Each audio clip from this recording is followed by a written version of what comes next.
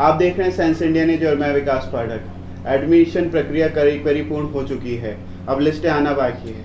परंतु जो मुख्य काम है लिस्टों के बाद शुरू होता है पढ़ाई। अब वो पढ़ाई किस तरह होगी, ऑनलाइन व्यवस्था किस तरह देखी जाएगी, इसी पर बात करने के लिए हमारे साथ है पंकज गुर्जर जी। नमस्कार पंकज जी। जी, वंदे मातरम। वंदे मातरम। तो ये ऑनलाइन जो शिक्षा व्यवस्था आई है नई, इसमें क्लासेस किस तरह चल रही हैं और क्या विद्यार्थियों का सामंजस्य बैठ रहा है उन कक्षाओं के साथ? देखिए, एक तरह से देखा जाए तो विद्यार्थियों का सामंजस्य उस तरह से नहीं बैठ पा रहा। सबसे बड़ी बात, ग्रामीण अंचल के विद्यार्थी, उनको ऑनलाइन क्लास लेने में नेटवर्क की समस्या हो रही है। सबसे बड़ी समस्या ये है। दूसरा, विद्यार्थी ऑनलाइन क्लास में कंसंट्रेट नहीं कर पा रहे, और एक और है, जो क्लासों में जो गुरु शिष्य की परंपरा थी उसके कारण विद्यार्थी अच्छे से कंसंट्रेट कर पाते थे, अभी नहीं कर पा रहे। और एक ये भी है कि विद्यार्थी 2-3 घंटे ठीक है ऑनलाइन क्लास ले पाता है, लेकिन अगर इससे ज़्यादा लेता है तो उसकी आंखों में भी समस्या हो रही है, चिड़चिड़ापन उसके अंदर आ रहा है। तो ये काफ़ी समस्याओं का सामना विद्यार्थियों को करना पड़ रहा है। लेकिन विद्यार्थियों को धीरे धीरे इसी माहौल में डलना पड़ेगा, क्योंकि डिजिटल इंडिया बनने जा रहा है, तो धीरे धीरे इसी माहौल में डलना पड़ेगा। अभी तो काफ़ी समस्याओं का सामना करना पड़ा है शुरू में। तो इन समस्याओं के समाधान के लिए क्या किया जा रहा है आप द्वारा? कि अभी तो ऑनलाइन क्लासों के लिए ग्रुप बनाए जा रहे हैं। उनको ग्रुप के ज़्यादा से ज़्यादा हमारी इंफॉर्मेशन देने की कोशिश है। ग्रुप के द्वारा, ब्रॉडकास्ट के द्वारा, अलग अलग जैसे ज्योग्राफी है, फिजिक्स है, केमिस्ट्री, इनके अलग अलग ग्रुप हैं। और महाविद्यालय द्वारा भी अलग अलग पोर्टल बनाए गए हैं, उसमें मतलब अलग अलग क्लासेस डाले जा रही है अभी। पर ये स्वास्थ्य के साथ खिलवाड़ी माना जा सकता है। आंखों पे आप बता रहे थे कि प्रेशर बढ़ रहा है, चिड़चिड़ापन बढ़ रहा है। तो लोकेश जी, आप बताइए इन समस्याओं से विद्यार्थी किस तरह डील करें, इन समस्याओं से विजय कैसे मिलेगी उसे? इसमें ये देखिए आप कि इस कोरोना महामारी में तो वो विद्यालय के अंदर आ भी नहीं सकता, लेकिन उनको इस तरह किया जा सकता है कि अभी तो धीरे धीरे ये डिजिटल इंडिया के माध्यम से उनको शिक्षा का क्षेत्र पढ़ना पड़ेगा शिक्षा में। लेकिन धीरे धीरे अब कोरोना की महामारी को धीरे धीरे वो वैक्सीन भी बन रही हैं, तो हो सकता है कि इसकी प्रक्रियाएं ऐसे ही रहे, साल भर हो सकता है, कुछ भी नहीं कह सकते अभी तक तो। लेकिन इसमें पढ़ना तो ऑनलाइन तो पड़ेगा ही, नहीं तो फिर इनका साल बिगड़ सकता है। नहीं पढ़ेंगे तो कुछ भी हो सकता है। हमारा देश जो समाजवाद का देश है, सामाजिक सरोकार का देश है, वहाँ ये सोशल डिस्टेंसिंग के साथ वो जो सामाजिक कनेक्टिविटी थी वो भी खत्म होती जा रही है। इस समस्या के लिए विद्यार्थी किस तरह आगे बढ़े? क्या मतलब वो अपने गुरुओं से संपर्क में नहीं है, अपने साथियों से संपर्क में नहीं है, तो फिर वो उसका सर्वांगीण विकास कैसे होगा?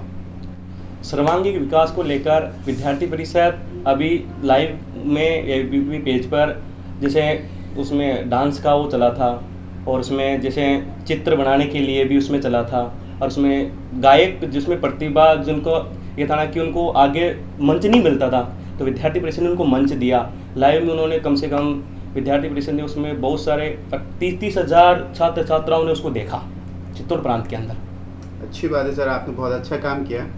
तो रवि जी, आप मानते हैं कि इन सारी चीज़ों से छात्रों को सही में फ़ायदा होता है? बिल्कुल भाई साहब, मैं मानता हूँ कि लॉकडाउन में सामाजिकता घटी नहीं है, लगभग बढ़ी है। क्योंकि बच्चों को जो टाइम नहीं मिल पाता था स्कूल वजह से, ट्यूशन की वजह से, लेकिन बच्चे लॉकडाउन में जब घर पे रहे तो अपने दादा दादी के, चाचा चाची के संपर्क में रहे, तो मुझे लगता है कि सामाजिक विकास कहीं ना कहीं बढ़ा है। इसके अलावा ABP के द्वारा निबंध प्रतियोगिता, कविता प्रतियोगिता, पोस्टर प्रतियोगिता जो आयोजित की गई ऑनलाइन, उसमें एक लड़की थी, उसने अखंड भारत माता का एक पोस्टर विमोचित किया।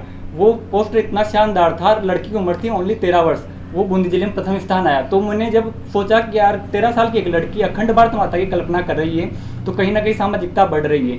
इसके अलावा कविता पाठ का जो आयोजन था, उसमें जो नई नई प्रतिभा निकल के आई, उससे सामाजिकता में कहीं ना कहीं वृद्धि हुई है। इसके अलावा पोस्टर प्रतियोगिता, इसके अलावा डांस प्रतियोगिता जो लोकेश भाई साहब ने बताया उसमें, और हम ABP के माध्यम से, जैसे मैं नगर अध्यक्ष हूँ, तो मैंने जूम ऐप के माध्यम से, जैसे बच्चे बैठे हैं फ्री टाइम पे जब रहता है, तो उनकी एक मीटिंग लेकर कहीं ना कहीं सामाजिक मुद्दों पर चर्चा की उनसे। आपके क्या विचार है, लॉकडाउन में आप किस प्रकार एक दूसरे से संपर्क रख सकते हैं, प्रेम भाव को बढ़ावा दे सकते हैं, सौहार्द किस प्रकार बढ़ा सकते हैं। इस प्रकार ABP ने कहीं ना कहीं सामाजिकता को बढ़ाने में अपना प्रभावी योगदान दिया है। तो रवि जी, आप अखंडता की बात कर रहे हो, तो अखंड भारत क्या है आपके हिसाब से? अखंड भारत भाई साहब, मेरे हिसाब से जब ABP का कार्यकर्ता जमीन पर उतरकर कार्य करता है, जब सामाजिकता में अपनी अपना मेलजोल बढ़ाता है, तो वो ये नहीं देखता कि सामने वाला आदमी हिंदू है या मुस्लिम है। जब जब किसी के साथ अन्याय हुआ है तब तक सामाजिकता में एबीवीपी ने ऐसी मिसाल खड़ी की है कि राजनीतिक जो संगठन होने का आरोप एबीवीपी पे लगाते हैं, उनके चेहरे पर एक करारा तमाचा था है।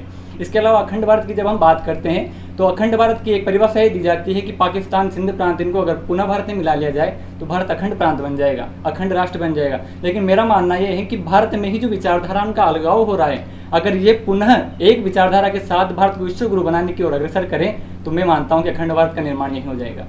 देखिए, विभिन्नता समाप्त हो जानी चाहिए। विभिन्नताएं कहीं ना कहीं देश के लिए अच्छा भी होता है, लेकिन विचारधाराओं में जो विभिन्नता है, हमारा मतभेद किसी मुद्दे पर हो सकता है, लेकिन अगर मनभेद देश में हो गया है तो देश का बंटवारा निश्चित है। बहुत अच्छा, खूब कहा आपने। एक एबीवीपी पे आरोप लगता है लोकेश जी कि वो हिंदू मुस्लिम भी करते हैं, ठीक है। एबीवीपी में बहुत कम मुस्लिम कैंडिडेट्स खड़े किए जाते हैं, तो एक जो सांप्रदायिकता है उस पर आघात पहुंचाने की कोशिश के हिसाब से एबीवीपी को देखा जाता है। ये कहाँ तक सही है?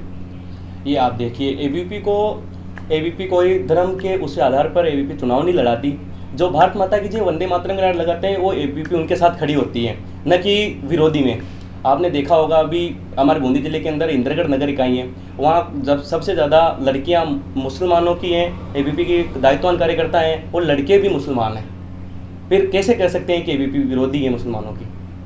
तो उन लोगों की सोच और अन्य जो मुसलमानी आरोप लगाते हैं उनकी सोच में अंतर क्या है? उनकी सोच में ये है कि वो भारत माता की जो वंदे मातरम नारा नहीं लगाते। उनके अंदर ये है कि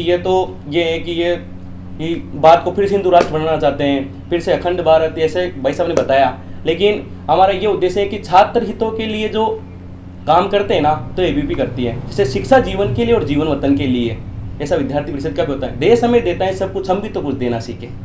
तो पंकज जी, विद्यार्थी परिषद की क्या परिभाषा हो सकती है जो संघ के विद्यार्थी परिषद के साथ व्यक्ति जुड़ जाए?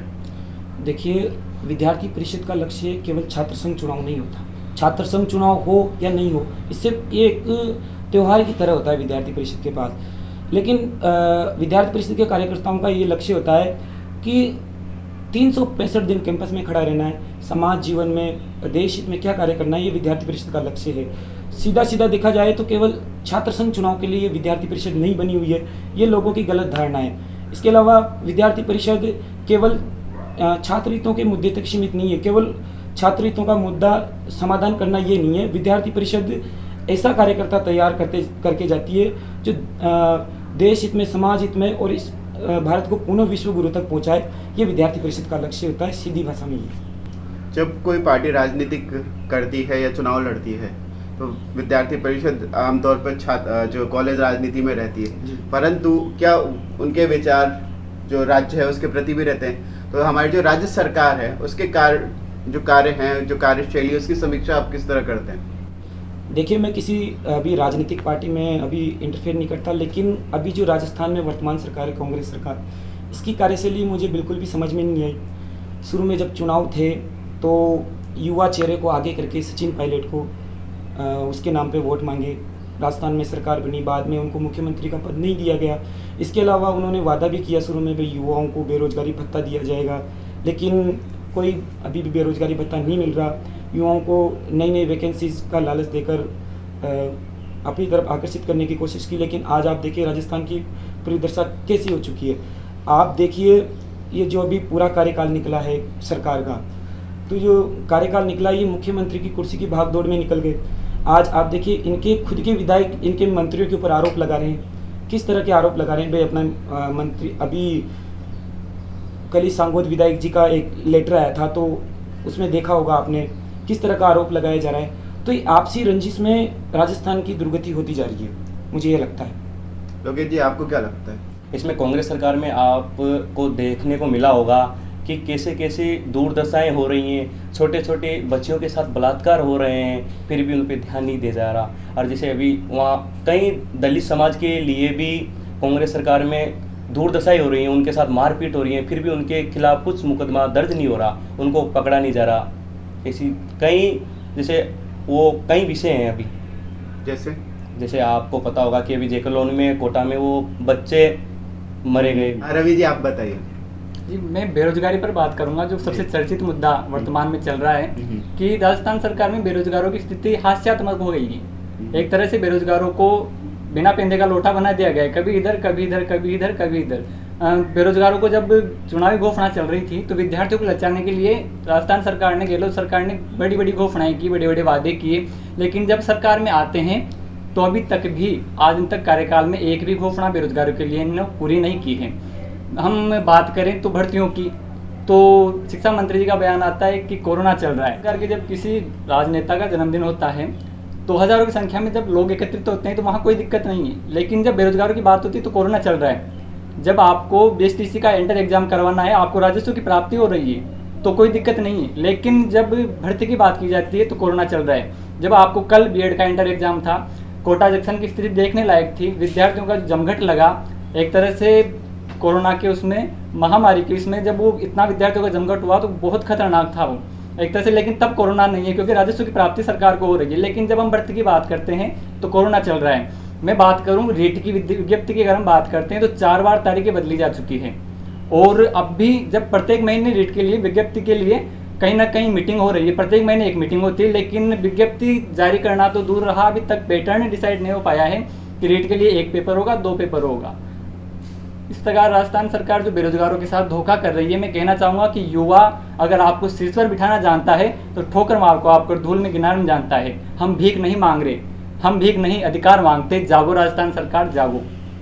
लोकेश जी, आप इस बात से सहमत हैं? आयन की बात से बिल्कुल सहमत हैं कि शिक्षा के क्षेत्र में इन्होंने बताया, बेरोजगारी का भी बताया, लेकिन यहाँ के शिक्षा मंत्री ने भी बहुत सारे स्टेटमेंट दिए हुए हैं, उनको अभी तक पूरा नहीं कर पाई राजस्थान सरकार। जैसे अभी कुछ उन्होंने पाठ्यक्रम को भी बदलने की योजनाएं बनी थी, जैसे उन्होंने कहा था कि अकबर महान है, महाराणा प्रताप महान नहीं है। ऐसा उन्होंने, देखो आप, महाराणा प्रताप के लिए पूरे विश्व भर में, पूरे भारतवर्ष में पूजे जाते हैं, फिर भी उन्होंने ऐसे स्टेटमेंट देते हैं, ऐसा शोभा नहीं देता उनको। कहीं कांग्रेस सरकार में हमारे देवी देवताओं को, हमारे महापुरुषों को बदनाम करने की साजिश चली जाती है, ऐसे इनको शोभा नहीं देता। जैसे उनका मध्य प्रदेश शासन, उसका ले लो, मध्य प्रदेश सरकार की, कांग्रेस सरकार थी उस टाइम, उन्होंने कहा था कि हम कहीं भी राष्ट्रीय स्वयंसेवक संघ की शाखा नहीं लगने देंगे, कोई भी कर्मचारी राष्ट्रीय स्वयंसेवक संघ की शाखा में नहीं जाएगा, कोई भी स्थान पर शाखा नहीं लग सकती। क्यों? ये तो अपना स्वतंत्रता का अधिकार है, फिर भी हम नहीं कर सकते ऐसा, कैसी शोभा नहीं देता सरकारों को। कांग्रेस सरकार हर जगह ऐसा ही मुद्दा करती है, हिंदुत्व के साथ खिलवाड़ करती है ऐसा। कुछ दिनों से देखा जा रहा है कि नैनवा जो कॉलेज है वहाँ पे भी एक विवाद चल रहा है, वो विवाद क्या है और उसका समाधान किस तरह कर रहे हैं आप लोग? देखिए, नैनवा में जो विवाद चल रहा है वो महाविद्यालय के सरकारीकरण को लेकर चल रहा है, और इसमें देखा जाए तो पूर्णतः राजनीतिकरण हो रहा है। अब आप देखिए, कॉलेज शिक्षा आयुक्तालय अलग आदेश दे रहे हैं, जो वहाँ के स्थानीय मंत्री जी है वो अलग बता रहे हैं मौखिक रूप से, और जो कॉलेज प्राचार्य वो अलग बता रहे हैं। जो अशोक चांदना जी है उन्होंने एक स्टेटमेंट जारी किया, मौखिक में स्टेटमेंट जारी किया कि ये अभी प्रक्रिया अधीन है, 1-2 महीने में गवर्नमेंट हो जाएगा। और जो कॉलेज शिक्षा आयुक्तालय है उसने साफ साफ नोटिस देके बता दिया कि 2020 और 21 का पूरा सत्र विकास समिति संभालेगी। और कॉलेज प्राचार्य है उनका स्टेटमेंट आया कि अगर क्या नाम है, ऐसे ही चलता रहेगा, ऐसे ही अगर विकास समिति वापस संभालेगी तो विकास समिति के पास पैसे नहीं बचेंगे, विकास समिति के पास पैसे नहीं बचेंगे तो विकास समिति को मजबूरन फीस वापस 8,000 रुपये करनी पड़ेगी। अब अशोक चांदना जी तो बोल रहे हैं कि 2 महीने में हो जाएगा, और कॉलेज शिक्षा आयुक्तालय ने साफ साफ निर्देश दे दिया कि पूरा सत्र ये 100% कमेटी चलाएगी, विकास समिति चलाएगी इसको। तो अब जनता खुद देखती है कि मौखिक रूप से आदेश को माने या फिर कॉलेज शिक्षा आयुक्तालय के लिखित को आदेश को माने, किसको माने। इसलिए उस पूरा राजनीतिकरण उस मुद्दे को लेकर हो रहा है। माहौल को थोड़ा लाइट करते हैं, तो पंकज जी आपको गेम कौन सा पसंद है? जी, क्रिकेट पसंद है। लोकेश जी आपको? कबड्डी। और आपको? जी, मुझे शतरंज अधिक शतरंज पसंद है। आपका फेवरेट प्लेयर कौन है? जी, बैटिंग में विराट कोहली और बॉलिंग में देखें तो भुवनेश्वर कुमार। जी, आपको कौन सा प्लेयर पसंद है या बताइए आप? ऐसे कबड्डी में तो स्वयं का अनुभव, राष्ट्रीय स्वयंसेवक संघ में हम कबड्डी खेलते थे। ऐसे क्रिकेट के बारे में बोलते हैं कि अंग्रेजी खेल है, ये पाश्चात्य संस्कृति है, तो इस वजह से हमको ये पसंद नहीं है। हम कबड्डी खेलते हैं, खो खो, ऐसा हमको पसंद है स्वयं की प्रेरणा। रवि जी आपको? जी, आपका प्लेयर कौन से? आनंद। विश्वनाथ आनंद। हाँ, शतरंज में एक तरह से आदर्श प्रस्तुत किया उन्होंने। भारत के निवासी थे वो और विश्व चैंपियन रहे, तो मुझे वो ज़्यादा पसंद। आप राजनीति से बिलोंग करते हैं तो कुछ राजनीतिक सवाल और पूछ लेता हूँ आपसे, जैसे नरेंद्र मोदी और राहुल गांधी। जी, नरेंद्र मोदी। नरेंद्र मोदी, राहुल गांधी। नरेंद्र मोदी, तुलना नहीं कर सकते नरेंद्र मोदी से राहुल गांधी की। नरेंद्र मोदी, राहुल गांधी। जी बिल्कुल मोदी। ज्योतिरादित्य सिंधिया और सचिन पायलट। स्किप। ज्योतिरादित्य सिंधिया, सचिन पायलट। ज्योतिरादित्य सिंधिया। ज्योतिरादित्य सिंधिया, सचिन पायलट। दोनों ने। दोनों ने। अशोक गहलोत, वसुंधरा राजे। जी, दोनों में से कार्यशैली वसुंधरा राजे की ठीक थी। अशोक गहलोत, वसुंधरा राजे। वसुंधरा राजे सिंधिया। अशोक गहलोत, वसुंधरा राजे। दोनों में तुलना की जाए तो त्वरित निर्णय लेने की जो क्षमता वसुंधरा राजे सरकार में थी, वो शायद कहीं ना कहीं गहलोत सरकार के पास नहीं है, तो इसलिए वसुंधरा राजे। प्रहलाद गुंजर, अशोक चांदना। दोनों में कंपैरिजन किया जाए तो प्रहलाद जी वैसे। प्रहलाद गुंजर, अशोक चांदना। प्रहलाद जी। प्रहलाद गुंजर, अशोक चांदना। कहीं ना कहीं प्रहलाद जी। मैं अंतिम प्रश्न, आपके जीवन का कोई ऐसा संस्मरण या ऐसी कोई चीज जिससे लोग प्रेरणा ले सकें? देखिए, ऐसा तो है नहीं, लेकिन मेरे जीवन का मैं बता सकता हूँ। 12th मैंने मैथ्स से पास आउट किया, उसके बाद मैंने 2 साल तक IIT की कोचिंग की, ये कोटा से ही कोचिंग की। तो उसके बाद मेरा 2 बार JEE मेंस में भी क्लियर हुआ। तो सेकंड टाइम जब मैं एडवांस देने जाने वाला था, उससे 5 से 7 दिन पहले मेरा एक्सीडेंट हो गया, और इस कारण मेरा कहीं ना कहीं एडवांस में सिलेक्शन नहीं हो पाया। डिप्रेशन में चला गया, अभी कहाँ IIT की तैयारी करते हैं। उसके बाद BSc क्षेत्र मैंने चूज़ किया और सोचा भाई कुछ अलग हटके करना है। उसके बाद छात्र राजनीति में विद्यार्थी परिषद से जुड़ा, और आज जो कुछ है विद्यार्थी परिषद की वजह से है। और उसके बाद 2017 में मैं चुनाव लड़ा, छात्र संघ का चुनाव लड़ा। 2017 में छात्र संघ का चुनाव जीता, और आज विद्यार्थी परिषद ने मेरे को दायित्व दिया, जिला संयोजक का दायित्व आज मेरे पास है। तो कहीं ना कहीं मेरा लक्ष्य जीवन भर यही रहा कि विद्यार्थियों की अपन किस तरह मदद कर सकते हैं। जीवन भर यही उद्देश्य, और यही उद्देश्य आगे भी रहेगा। लोकेश जी, आप बताइए। हम पूरा परिवार संघ परिवार है। जब से हम समझने लगे हैं, जब से संघ में शाखा में जाते थे पहले, धीरे धीरे वहाँ समझने लगे। फिर इसका विद्यार्थी जीवन में आए, तो फिर संघ की योजना से हमको विद्यार्थी परिषद में भेजा गया। तो अभी उद्देश्य ये है कि हम जिस क्षेत्र में हैं वहाँ दायित्व है, तो उसका निर्वहन करना चाहिए, और आगे जो संघ की जो योजना होगी उसके तहत हम जो कार्य हमको मिला जाएगा उसका हम निर्वहन करेंगे। रवि जी। जी, मैं बताना चाहूँगा कि कहीं ना कहीं युवाओं में ये अपेक्षा की जाती है कि या तो पढ़ाई को चुने या फिर किसी सामाजिक क्षेत्र को चुने। लेकिन मैं बताना चाहूँगा कि जब मैंने ABPC में जुड़ा और मैंने सामाजिकता में अपने कदम बढ़ाए, तो कहीं ना कहीं ऐसे सवाल मेरे ऊपर भी उठे कि क्या पढ़ाई नहीं करनी, या पढ़ाई छोड़ रहा है, क्या ऐसे में जाएगा तो पढ़ाई डिस्टर्ब होगी वगैरह वगैरह। लेकिन जब मैंने 12th एग्ज़ाम पास किया तो मैंने जिला मेरिट दी और मेरे 88% मैंने पास की। और सामाजिक क्षेत्र में कहीं ना कहीं मैं सक्रिय रहता हूँ, पंकज भाई साहब जानते हैं। तो दोनों को साथ लेकर मैं चल सकता हूँ, ऐसा है। और युवा भारत का चल सकता है, इतनी कैपेसिटी युवा भारत के युवाओं में होती है। भारत का युवा हर कुछ कर सकता है, ऐसा कोई काम नहीं है जो भारत का युवा नहीं कर सकता।